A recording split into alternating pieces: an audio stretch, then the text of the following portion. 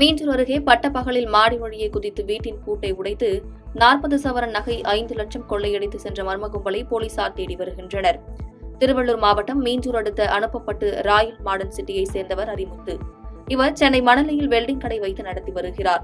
இந்த நிலையில் நேற்று வழக்கம் போல் அரிமுத்து வேலைக்கு சென்ற நிலையில் இரவு வீடு திரும்பிய போது வீட்டின் கதவு உடைக்கப்பட்டிருந்ததைக் கண்டு அதிர்ச்சியடைந்தார்.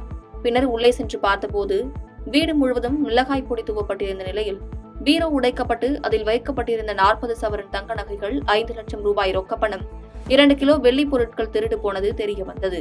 இதுகுறித்து சம்பவ இடத்திற்கு வந்தவர் மாடி வழியே வீட்டுக்குள் குதித்து கொள்ளையர்கள் வீட்டின் கதவை உடைத்து கொள்ளை சம்பவத்தை அரங்கேற்றியதும் தெரிய வந்தது.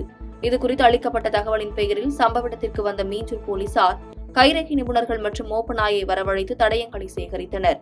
இந்த சம்பவம் குறித்து வழக்கு பதிவு செய்து விசாரணை மேற்கொண்டு வருகின்றனர். பாதகம் செய்பவரை கண்டால் நாம் பயங்கொள்ளலாகாது பாப்பா. மோதி மிதித்து விடு பாப்பா, அவர் முகத்தில் உமிழ்ந்து விடு பாப்பா.